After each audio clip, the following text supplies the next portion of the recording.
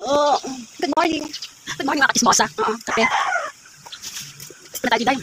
Yun, dahil dyan tayo mag-chismis, ikahan na tayo diday. Kasi, inaalala lang ako diday kasi, nakita mga service ng company ba? Di ba, nagtatrabaho pa sa isang company. Di ba may company kasi na mayroong mga service, mag-antay ka sa mga kanto, o pupunta ka pa sa ibang pwesto, para makasakay ka ng service ng company. Yun, kung tawag dito, hindi lahat ng company may service. Kasi may mga company din na, hindi ko rin alam, bakit sila nag-service. Para sa'yo, okay naman yung company, medyo pakita naman na maganda naman ang kita, siguro. Kaso ang problema, wala siyang company, wala siyang service. Kaya parang ang hirap din kasi pag malayo ka, tapos nag-apply ka, mahirap kasi mag-budget kasi kailangan mo tawag din may budget sa pangkain, sa araw-araw, tapos meron ka rin budget pang bayad sa service. Ayun, tanong ko, bakit yung mga company talaga na may bayad talaga sa service? Ang hirap ang hirap magpaliwanag. Kasi may mga company rin na medyo para sa mga ganda-ganda kasi. Magpapaservice sila, may aircon pa, social. Tapos, kahit minsan hindi kayo putong, ano ba, baga hindi kayo sobrang dami sa loob ng bus. May mga company na ganun. Kasi experience ko dati na, may na-applyan ako dati, ang ganda-ganda ng company. Tapos aircon ka palagi. Tapos pati ang service mo aircon. Tapos yung pwesto ng aircon, kung saan lugar ka, yun lang din yung area mo. Saka maganda doon kasi, hindi mainit, wala kang bayad. Wala kang kailangan maging magastos sa pag-service. Kasi karamihan talaga sa company ngayon, may mga bayad mo kaya 5 piso. Noon, 5 piso. Ewan ko lang yung kung magkano ang bayad sa mga service. Noon kasi, kahit gusto mo magtrabaho, kailangan mo dumiskarte kung paano ka magkano ng 5 piso o 10 piso kasi yun ay para sa balikan. Pagpasok at pag-uwi, may bayad kayo sa driver na 5 piso. Baga, hindi, may mga company din naman na, papasok ka palagi kahit wala kang dalang cash, pero may bayad siya yung service.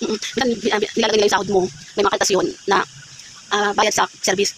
Kumbaga yung agency mo mismo ang kakaltasan dahil doon sa service. Kung saang area yung company mo, kunya sa isang araw na to, 25 pesos ang babayaran mo. Pag uwi, another 25 pesos. So, ibig sabihin total niya ay 50 sa isang araw. Kailangan mo mag-antay sa isang company. Kailangan mo mag-antay ng sahod.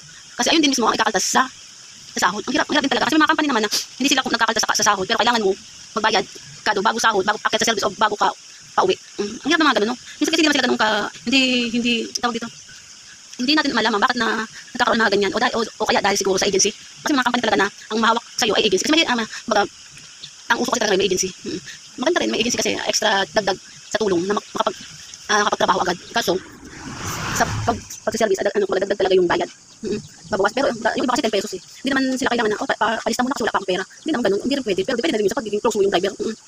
Kaya swertihan din sa mga company na applyan mo kung yung makuha mo company ay maganda. Mga idea ko lang naman kasi depende sa experience ko na naging trabaho. Kasi kung alin ba yung kailan naging napapasukan kong company, ayun pa ang maganda ang service, na-aircon pa. Kasi tipong hindi mo kailangan magsingit kasi bawal ang nakatayo sa bus. Tapos meron ng company na kahit sobrang dami ninyo, nakasiksikan kayo talaga sa service. Ang hirap. Ilang beses ako na-experience na ganyan ng mga na company. Yung patong kayo sa upuan, close mo yung kasama mo para makaupo ka sa kanya, para lang makauwi. Kasi kailangan mag-service kasi sa layo ng kailangan palabas ng mga company na yun. Bago ka makarating sa mga kanto-kanto sa kayan talaga ng jeep, papunta sa pauwi. Ang hirap.